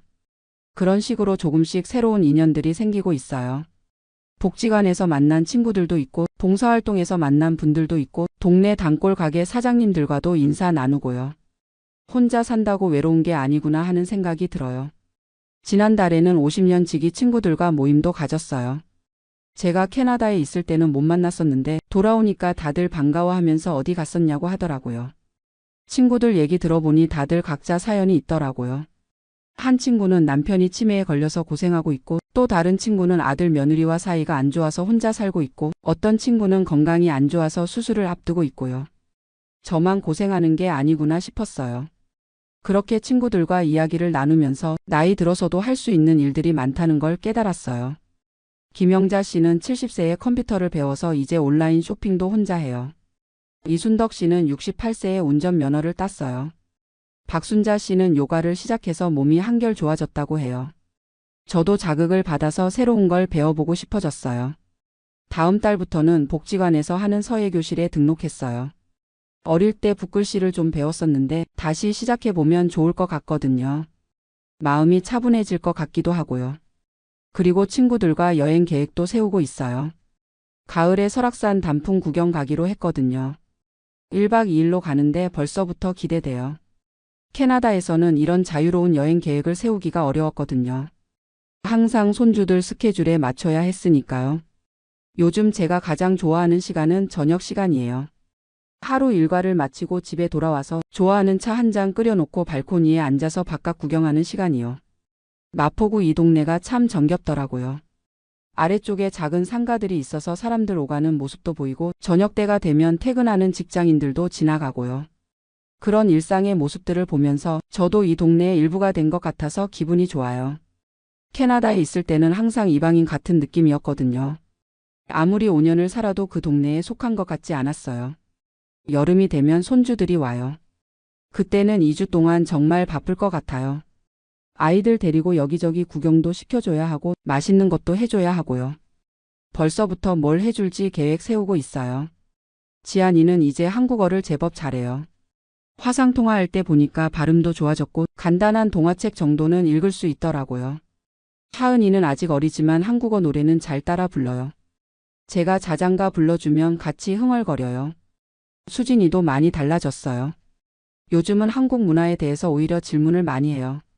아이들이 할머니한테 배운 한국 놀이를 집에서 하면 자기도 어떻게 하는 건지 궁금하다고 하더라고요. 그래서 화상통화할 때 저도 수진이한테 설명해주고 있어요. 아들 준호도 예전보다 더 자주 연락해요. 제가 한국에서 잘 지내고 있다는 걸 알고 나서 오히려 마음이 편해진 것 같아요. 예전에는 저 때문에 집에서 신경 쓸 일이 많았는데 이제는 그런 걸로 걱정 안 해도 되니까요. 가끔은 이런 생각도 해요. 만약에 남편이 살아 계셨다면 어땠을까 하고요. 아마 저는 캐나다에 가지도 않았을 거고 지금처럼 자유롭게 살지도 못했을 거예요. 남편도 좋은 사람이었지만 역시 그 세대 남자들은 아내가 집에서 살림만 하기를 원했거든요. 지금 이렇게 혼자서도 잘 살 수 있다는 걸 보여주니까 주변 사람들도 신기해해요. 특히 복지관에서 만난 분들 중에는 남편한테 의존해서 살던 분들이 많거든요. 그런 분들이 저보고 용감하다고 하세요. 71세에 혼자 캐나다에서 한국까지 돌아와서 새로 정착했다니까 어떻게 그런 용기가 났냐고 물어보세요. 솔직히 용기라기보다는 더 이상 참을 수 없어서 그랬던 것 같아요. 캐나다에서 계속 그렇게 눈치 보면서 살기보다는 혼자라도 자유롭게 사는 게 낫겠다 싶었거든요. 그리고 결과적으로는 정말 잘한 선택이었던 것 같아요. 요즘은 미래에 대한 계획도 세우고 있어요. 당장은 지금 이 원룸에서 계속 살 생각이지만 나중에 혼자 생활하기 힘들어지면 실버타운 같은 곳도 알아봐야겠어요. 그런 곳들 정보도 친구들과 공유하면서 미리미리 준비하고 있어요. 그리고 건강 관리에도 신경 쓰고 있어요. 복지관에서 건강 체조도 배우고 정기적으로 병원 검진도 받고 약도 빠뜨리지 않고 챙겨 먹어요. 혼자 살려면 건강이 제일 중요하거든요. 가끔 아프면 어떻게 하나 걱정되기도 하지만 그런 것도 미리미리 대비하면 되잖아요. 응급실 전화번호도 휴대폰에 저장해 놨고 이웃분들과도 서로 안부 확인하기로 했어요. 복지관에서도 독거노인 안전 확인 서비스가 있다고 하더라고요. 지금 와서 생각해보니 며느리와의 갈등도 나쁜 일만은 아니었던 것 같아요. 그 일이 없었다면 저는 계속 캐나다에서 남의 시선 의식하면서 살았을 테니까요. 갈등을 통해서 오히려 제가 정말 원하는 게 뭔지 알게 됐거든요. 저는 손주들을 돌봐주는 할머니로만 살고 싶지 않았어요. 박금순이라는 한 개인으로 살고 싶었던 거죠. 제 나름의 취미도 갖고 제 나름의 친구들도 만나고 제가 하고 싶은 일들을 하면서 살고 싶었어요. 물론 손주들은 여전히 사랑해요. 하지만 이제는 할머니 역할만 하는 게 아니라 할머니이면서 동시에 독립적인 개인으로 살고 있어요. 이게 훨씬 건강한 관계인 것 같아요. 화상통화할 때도 예전보다 더 즐거워요. 억지로 손주들을 돌봐야 한다는 부담이 없으니까 순수하게 할머니로서의 사랑을 표현할 수 있거든요. 아이들도 할머니가 한국에서 행복하게 지낸다는 걸 알고 나서 더 편하게 대해주는 것 같아요. 이번 여름에 아이들이 오면 정말 즐겁게 지낼 수 있을 것 같아요. 돌봐야 한다는 의무감이 아니라 손주들과 함께하는 시간 자체를 즐길 수 있을 테니까요. 그리고 2주 후에는 또 제 생활로 돌아올 수 있다는 것도 좋고요. 요즘 복지관 친구들한테 자주 하는 말이 있어요. 나이가 들어도 새로운 시작은 언제든지 가능하다는 거예요. 71세에 완전히 새로운 환경에서 새로운 인생을 시작했는데 생각보다 훨씬 잘 적응하고 있거든요.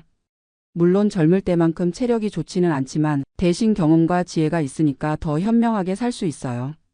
무엇이 정말 중요한지도 알고 무엇을 포기해야 하는지도 알고 어떻게 하면 행복할 수 있는지도 알아요. 특히 인간관계에서 많이 달라진 것 같아요. 예전에는 모든 사람한테 좋은 사람이 되려고 애썼는데 이제는 진짜 소중한 사람들한테만 신경 써요. 그러니까 오히려 관계가 더 깊어지더라고요. 며느리와의 관계도 그래요. 억지로 좋은 시어머니가 되려고 하지 않으니까 오히려 서로에 대해 더 솔직해졌어요. 그게 더 건강한 관계인 것 같아요. 앞으로도 적당한 거리를 유지하면서 서로를 존중하는 관계로 지낼 수 있을 것 같아요. 마지막으로 하고 싶은 말은 혹시 저처럼 가족 때문에 고민하시는 분들이 계시다면 용기를 내서 자신의 행복을 선택하라는 거예요. 물론 가족도 중요하지만 자신의 인생도 소중하거든요. 저는 71세에 새로운 인생을 시작했지만 전혀 늦지 않았다고 생각해요. 오히려 이제야 진짜 제 인생을 살고 있다는 기분이에요. 매일매일이 제 선택이고 제 책임이고 제 즐거움이에요. 앞으로 몇 년을 더 살지는 모르겠지만 남은 시간만큼은 정말 행복하게 살 거예요. 후회 없이 눈치 보지 않고 제가 원하는 대로요. 그리고 손주들이 클 때까지는 할머니로서의 역할도 충실히 할 거고요. 다만 이제는 제 조건에서 제 방식대로 할 거예요. 혹시 이 이야기를 들으시는 분들 중에서 비슷한 고민을 하고 계신 분들이 있다면 혼자 사는 것도 나쁘지 않다는 걸 말씀드리고 싶어요. 특히 우리 세대 여성분들은 평생 누군가를 위해서 살아왔는데 이제는 자신을 위해서 살아도 괜찮다고 생각해요. 나이가 들수록 시간이 소중해지잖아요. 그 소중한 시간을 억지로 참고 견디면서 보내기보다는 행복하고 의미 있게 보내는 게 맞는 것 같아요. 저는 그렇게 선택했고 지금도 그 선택을 후회하지 않아요. 오늘도 저녁에 복지관 친구들과 치킨 먹으면서 드라마 보기로 했어요. 이런 사소한 약속들이 제게는 정말 소중해요. 누군가와 함께 웃고 수다 떨고 맛있는 것 먹는 시간들이요. 이런 게 바로 행복이 아닐까 싶어요. 감사합니다. 저는 올해 57세 김정수입니다. 아내 은영이와 함께 30년을 살아왔고 지금까지 평범하지만 성실하게 살아왔다고 자부했습니다. 하지만 2년 전 그 편지를 받던 날의 충격은 지금도 생생합니다. 캐나다 이민성에서 온 거절 통지서였습니다. 아내와 제가 2년 동안 온 정성을 다해 준비했던 이민 신청이 차가운 한 장의 편지로 무너져 내렸습니다. 그날 밤 저희 부부는 처음으로 서로를 바라보며 울었습니다. 57세의 나이에 새로운 도전을 시작한다는 것이 얼마나 어려운 일인지 그때서야 뼈저리게 깨달았습니다. 제가 왜 캐나다 이민을 꿈꾸게 되었는지부터 말씀드려야겠네요. 저는 중소기업에서 30년간 회계 업무를 담당했습니다. 아내 은영이는 초등학교 교사로 25년을 근무했고요.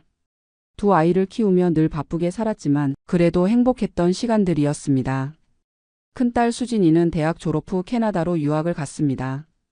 처음엔 2년만 공부하고 돌아오겠다고 했는데 현지에서 좋은 직장을 구하게 되면서 정착하게 되었어요. 작은 아들 민호도 형 따라 강 간다고 누나를 따라 캐나다로 유학을 떠났습니다. 아이들이 모두 떠나고 나니 저희 집은 갑자기 너무 조용해졌습니다. 아내와 저 둘만 남은 빈집에서 무엇을 위해 살아야 할지 막막했어요. 특히 아내 은영이가 많이 힘들어했습니다. 아이들 뒷바라지가 인생의 전부였던 분인데 갑자기 그 이유가 사라져 버린 거죠. 매일 아이들과 영상통화를 하면서도 화면 너머로만 손자 손녀를 봐야 하는 현실이 너무 서러웠나 봅니다. 그러던 중 큰딸 수진이가 결혼을 했습니다. 현지에서 만난 한국계 캐나다인과요. 결혼식에 참석하러 토론토에 갔을 때 저희는 그곳의 삶의 깊은 인상을 받았습니다. 깨끗한 공기, 여유로운 사람들, 그리고 무엇보다 가족들과 함께할 수 있다는 가능성. 딸이 말하더군요. 엄마 아빠도 여기 오세요. 손자도 곧 태어날 텐데 할머니 할아버지가 옆에 있으면 얼마나 좋을까요? 그 말이 저희 마음에 불을 지폈습니다. 한국으로 돌아온 후 저희는 진지하게 이민을 고려하기 시작했습니다. 인터넷으로 자료를 찾아보고 이민 설명회에도 참석했어요. 캐나다 이민에는 여러 방법이 있더군요. 경제 이민, 가족 초청, 투자 이민 등등. 저희 나이와 상황을 고려했을 때 가장 현실적인 방법은 자녀 초청이었습니다. 하지만 딸 수진이는 아직 시민권자가 아니었어요. 영주권을 받은 지 얼마 되지 않아서 부모를 초청하려면 시간이 더 필요했습니다. 그래서 저희는 다른 방법을 찾아야 했어요. 이민 컨설팅 회사에 상담을 받으러 갔습니다. 상담사는 저희에게 희망적인 이야기를 들려줬어요. 57세면 아직 젊으신 편이에요. 경력도 충분하시고 자녀분들이 현지에 정착해 있으니 유리할 거예요. 그 말을 듣고 저희는 본격적으로 준비를 시작했습니다. 가장 먼저 해야 할 일은 영어 시험이었습니다. IELTS라는 시험을 봐야 했는데 솔직히 말씀드리면 저희에게는 큰 산이었어요. 저는 회계 업무를 하면서 어느 정도 영어를 접했지만 시험 영어는 완전히 다른 세계였습니다. 아내 은영이는 더 힘들어했어요. 교사로 일하면서도 영어와는 거리가 멀었거든요. 하지만 포기할 수는 없었습니다. 매일 새벽 5시에 일어나서 영어 공부를 했어요. 퇴근 후에는 학원에 갔고 주말에는 모의고사를 봤습니다. 6개월 동안 정말 치열하게 공부했습니다. 아내와 저는 서로 격려하며 버텼어요. 우리 손자 보려면 이 정도는 해야지. 그 말이 서로에게 큰 힘이 되었습니다. 드디어 시험을 봤는데 결과는 아슬아슬했지만 합격이었습니다. 그때의 기쁨이란 정말 말로 표현할 수 없었어요. 다음 단계는 서류 준비였습니다. 이게 정말 복잡하더군요. 학력증명서, 경력증명서, 건강검진서, 무범죄 증명서, 재정증명서 등등. 각각의 서류마다 공증을 받아야 했고 번역도 해야 했습니다. 비용도 만만치 않았어요. 컨설팅 비용까지 합치면 거의 3천만 원이 들었습니다. 저희 집 전세금을 빼서 마련한 돈이었어요. 만약 이민이 안 되면 집을 팔아야 할 수도 있었습니다. 하지만 희망이 있었으니까요. 딸과 아들이 있는 그곳에서 손자, 손녀와 함께 새로운 인생을 시작할 수 있다는 희망. 건강검진도 받았습니다. 다행히 저희 부부 모두 건강했어요. 고혈압이나 당뇨 같은 지병도 없었고 나이에 비해 건강한 편이라는 소견을 받았습니다. 모든 서류를 준비하는 데만 1년이 걸렸습니다. 정말 정성을 다해 준비했어요. 빠뜨린 것은 없는지 수십 번 확인하고 컨설팅 회사에서도 완벽하다고 했습니다. 드디어 신청서를 제출했습니다. 그날 밤 저희는 샴페인을 터뜨렸어요. 이제 시작이야.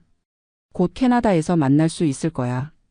딸에게 전화해서 기쁜 소식을 전했습니다. 딸도 너무 기뻐했어요. 벌써 아기 방 옆에 할머니, 할아버지 방 생각해뒀어요. 빨리 오세요. 그 후 6개월을 기다렸습니다. 매일 메일함을 확인했어요. 캐나다 이민성에서 연락이 올 때마다 심장이 쿵쾅거렸습니다. 대부분은 추가 서류 요청이나 진행 상황 알림이었어요. 그럴 때마다 희망과 불안이 교차했습니다. 그리고 마침내 그 편지가 왔습니다. 2022년 3월 15일이었어요. 제목부터 심상치 않았습니다. APPLICATION refused. 손이 떨려서 제대로 읽을 수가 없었어요. 아내를 불러서 함께 읽었습니다. 거절 사유는 여러 가지였습니다. 나이가 많아서 현지 적응이 어려울 것 같다는 점, 언어 능력이 부족하다는 점, 경제적 기여도가 낮을 것 같다는 점. 그 중에서도 가장 충격적인 것은 진정성 부족이라는 표현이었습니다. 이민 목적이 순수하지 않다는 뜻이었어요. 아마도 복지 혜택을 노린다고 생각한 것 같았습니다. 그날 밤은 정말 길었습니다. 아내는 하루 종일 울었어요. 내가 영어를 못해서 그런가? 나이가 많아서 그런가? 자책하는 말들만 반복했습니다. 저 역시 마찬가지였어요. 2년 동안의 노력이 3천만 원의 비용이 모든 꿈과 희망이 한순간에 무너졌습니다. 하지만 포기할 수는 없었어요. 딸이 전화로 위로해 주었습니다. 한 번 거절됐다고 끝이 아니에요. 다시 신청하면 돼요. 컨설팅 회사에서도 재신청을 권했습니다. 첫 번째 거절 사유를 보완하면 충분히 가능성이 있다고 했어요. 그래서 저희는 다시 시작했습니다. 이번에는 더 철저하게 준비했어요. 영어 실력을 더 향상시키기 위해 원어민 과외를 받았습니다. 비용이 만만치 않았지만 이번만큼은 실패할 수 없었거든요. 이민 목적의 진정성을 보여주기 위해 더 구체적인 계획서를 작성했습니다. 캐나다에서 어떤 일을 할 것인지, 어떻게 사회에 기여할 것인지 세밀하게 기술했어요. 딸의 도움도 받았습니다. 현지에서 안정된 직장을 다니고 있고 부모님을 부양할 능력이 충분하다는 증명서도 추가로 제출했습니다. 재정 증명도 더 확실하게 했어요. 집을 담보로 대출을 받아서 통장 잔고를 늘렸습니다. 이 정도면 경제적 부담이 되지 않을 거라는 확신을 주고 싶었거든요. 두 번째 신청 준비에도 1년이 걸렸습니다. 이번에는 더 많은 비용이 들었어요. 거의 5천만 원 가까이 썼습니다. 하지만 후회하지 않았어요. 이번만큼은 반드시 성공할 거라는 확신이 있었거든요. 2023년 2월 두 번째 신청서를 제출했습니다. 이번에는 샴페인을 터뜨리지 않았어요. 조심스럽게 간절하게 기다렸습니다. 6개월이 지났습니다. 8개월이 지났습니다. 연락이 오지 않았어요. 1년이 지나서야 답변이 왔습니다. 이번에도 거절이었습니다. 두 번째 거절 통지서는 더 차가웠습니다. 이번에는 나이와 건강을 이유로 들었어요. 57세라는 나이가 캐나다 사회에 경제적 부담이 될 수 있다는 것이었습니다. 그리고 결정적으로 재신청 횟수가 많다는 것도 부정적 요인이 되었습니다. 진정성에 대한 의구심이 더 커진 거죠. 이번에는 정말 절망했습니다. 아내는 일주일 동안 아무 말도 하지 않았어요. 식사도 제대로 하지 않고 그냥 하루 종일 멍하니 앉아 있었습니다. 저 역시 마찬가지였어요. 회사에 가서도 일에 집중할 수 없었습니다. 동료들이 걱정할 정도로 정신이 없었어요. 가장 힘든 것은 딸에게 소식을 전하는 일이었습니다. 딸도 임신 중이었는데 이런 소식을 들려주기가 너무 미안했어요. 전화를 받은 딸이 울음을 터뜨렸습니다. 엄마, 아빠 미안해요. 제가 더 빨리 시민권을 받았으면. 그 말을 듣고 저희도 울었어요. 딸이 자책할 일이 아닌데 우리 때문에 딸까지 힘들어하고 있었습니다. 그때부터 부부 사이도 어색해졌습니다. 서로를 원망하지는 않았지만 뭔가 이야기할 게 없어졌어요. 함께 꿈꿔왔던 미래가 사라지니까 대화할 주제도 없어진 거죠. 3개월 정도 그렇게 지냈을 때 아내가 먼저 입을 열었습니다. 여보, 우리 3번째 도전해 볼까요? 저는 깜짝 놀랐어요. 정말요? 또 거절당하면 어떡해요? 그래도 해봐야죠. 포기하면 정말 끝이잖아요. 아내의 그 말에서 강한 의지를 느꼈습니다. 그동안 많이 힘들었을 텐데 다시 도전하겠다는 용기를 내는 것이 정말 대단해 보였어요. 하지만 현실적인 문제가 있었습니다. 돈이 바닥났거든요. 집 전세금도 빼고 대출도 받고 예금도 모두 썼는데 3번째 신청할 여유가 없었어요. 그때 예상치 못한 도움의 손길이 나타났습니다. 딸 수진이가 자기 적금을 깨서 돈을 보내주겠다고 했어요. 엄마, 아빠가 포기하시면 안 돼요. 제가 도와드릴게요. 딸의 그 마음이 너무 고마웠지만 동시에 미안했어요. 딸도 신혼인데 곧 아기도 태어날 텐데 부모 때문에 고생하게 만들었다는 생각이 들었거든요. 하지만 딸의 간곡한 부탁에 결국 3번째 도전을 하기로 했습니다. 이번에는 전략을 바꿨어요. 다른 컨설팅 회사로 갔습니다. 이전 회사가 잘못했다는 건 아니었지만 새로운 관점이 필요하다고 생각했거든요. 새 컨설턴트는 솔직했어요. 나이가 많아서 쉽지 않을 거예요. 하지만 불가능하지는 않습니다. 이번에는 다른 주를 노려보기로 했습니다. 온타리오주 대신 매니토바 주나 사스카추완주 같은 곳으로요. 지방이라서 이민 조건이 조금 더 완화되어 있었거든요. 다시 서류를 준비했습니다. 이번에는 1년 반이 걸렸어요.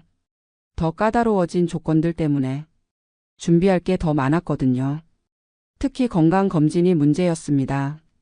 57세, 58세가 되니까 몸 여기저기에서 이상 신호가 나타나기 시작했어요. 저는 혈압이 조금 높게 나왔고 아내는 골밀도 검사에서 골다공증 초기 진단을 받았습니다. 다행히 심각한 수준은 아니었지만 이민 심사에서는 부정적 요인이 될 수 있었어요. 약을 먹으면서 수치를 관리했고 운동도 열심히 했습니다. 제 검사에서는 정상 범위로 나왔어요. 3년 차에 접어들면서 저희는 많이 지쳐 있었습니다. 주변 사람들도 이제는 말리기 시작했어요. 이제 그만해라. 나이도 있는데 왜 그렇게 고집을 부려? 부모님들도 걱정하셨어요. 특히 장인 어른께서는 아예 반대 입장을 분명히 하셨습니다. 은영아, 너희가 왜 그런 고생을 하냐? 한국에서 살면 안 되나? 하지만 저희는 이미 돌이킬 수 없는 강을 건너고 있었어요. 여기서 포기하면 지금까지의 모든 것이 무의미해질 것 같았거든요.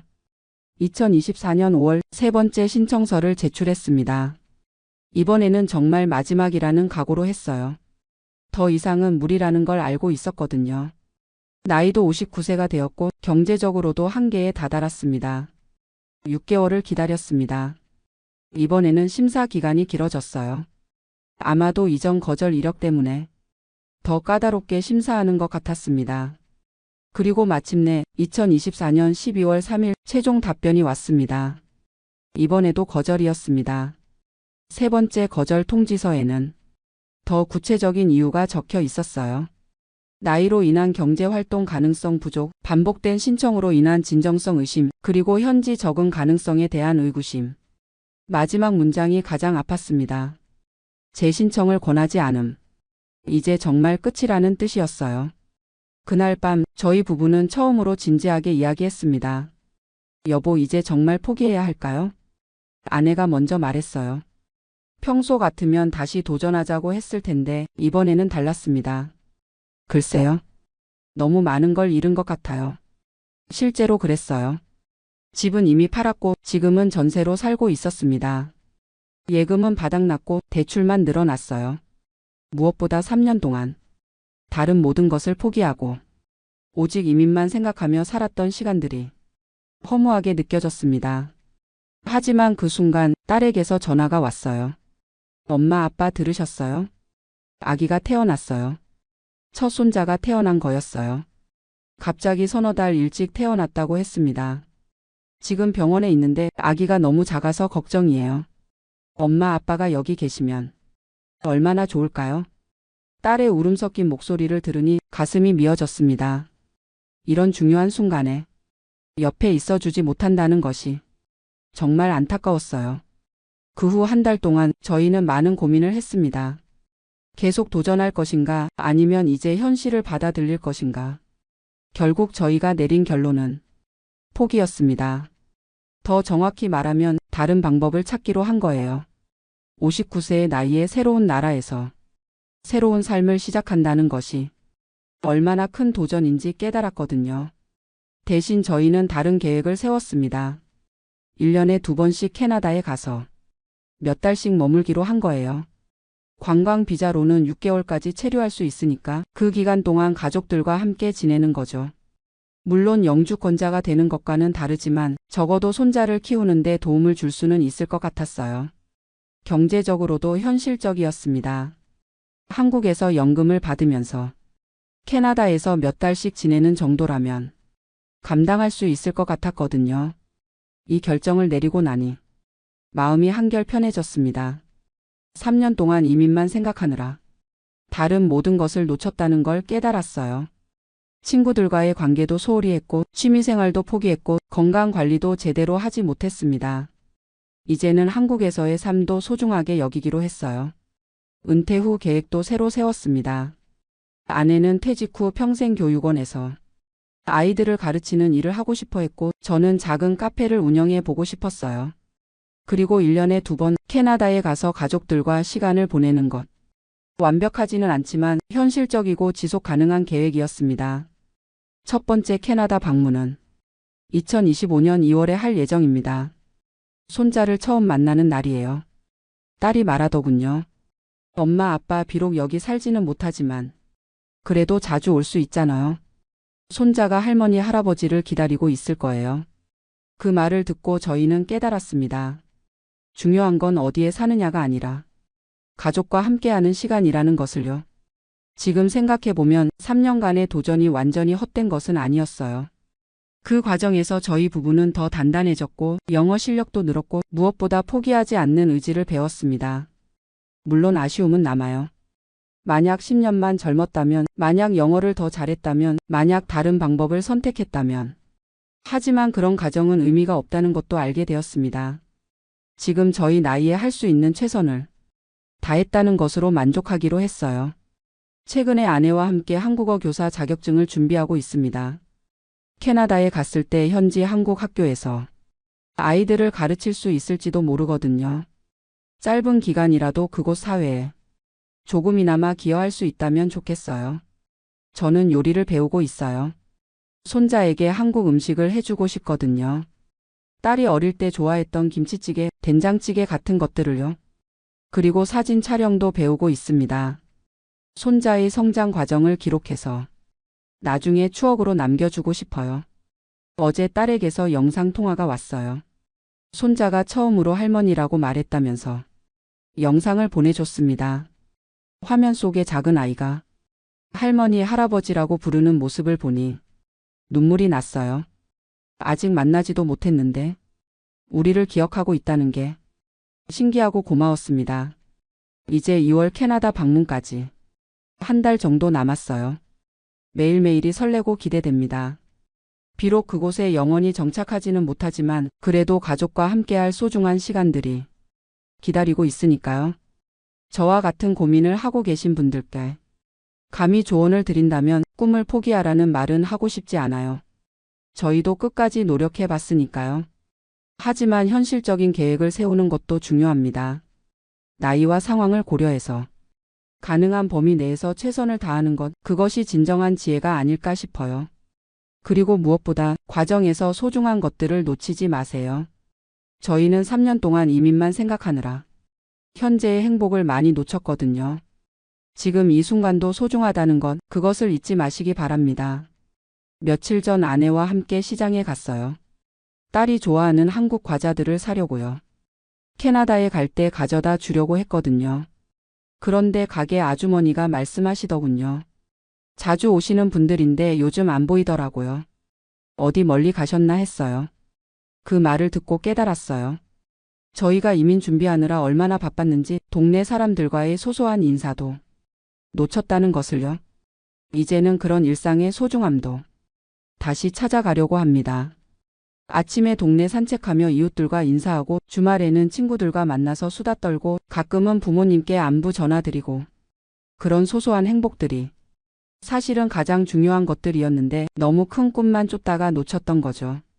캐나다 이민은 실패했지만 저희 인생이 실패한 건 아닙니다. 오히려 더 현실적이고 지혜로운 계획을 세우게 되었어요. 그리고 무엇보다 가족의 소중함을 다시 한번 깨달았습니다. 물리적인 거리는 멀어도 마음의 거리는 가까워졌어요. 지난주에 아들 민호에게서도 연락이 왔어요. 아버지 어머니 2월에 오시면 제가 토론토 구경시켜 드릴게요. 멋진 곳들이 많아요. 아이들이 저희를 초대하고 안내해 주겠다고 하니 마치 여행을 떠나는 기분이에요. 예전에는 그곳에 정착해서 매일 보고 싶다는 욕심이 컸는데 이제는 가끔 만나는 것만으로도 충분히 행복할 수 있다는 걸 알겠어요. 실제로 생각해보니 1년에 6개월씩 그곳에서 지낸다면 거의 반년은 가족과 함께하는 셈이잖아요. 그것도 나쁘지 않은 삶이라는 생각이 들어요. 한국에서 6개월, 캐나다에서 6개월. 두 나라를 오가며 사는 인생도 나름대로 의미가 있을 것 같아요. 요즘은 그런 상상을 하며 지냅니다.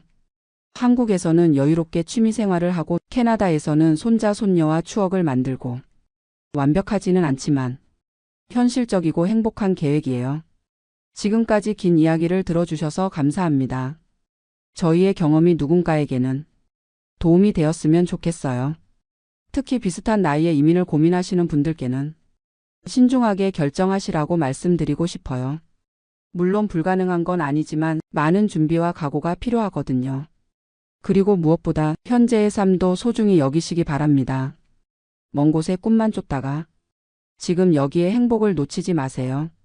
가족의 사랑은 거리와 상관없이 마음으로 전해지는 것이니까요. 2월 캐나다 여행이 끝나고 돌아오면 또 새로운 이야기를 들려드릴 수 있을 것 같아요. 손자를 처음 만나는 감동, 그곳에서의 소중한 시간들을 여러분과 나누고 싶습니다. 비록 이민은 실패했지만 저희의 새로운 도전은 이제 시작입니다. 한국과 캐나다를 오가며 더 풍성한 인생을 만들어 가려고 해요. 그런 저희의 모습을 지켜봐 주시고 응원해 주신다면 정말 감사하겠습니다. 나이가 들어도 꿈꿀 수 있고 실패해도 다시 일어설 수 있고 무엇보다 가족의 사랑은 영원하다는 것. 그것이 저희가 3년간의 도전을 통해 배운 가장 소중한 교훈입니다. 감사합니다.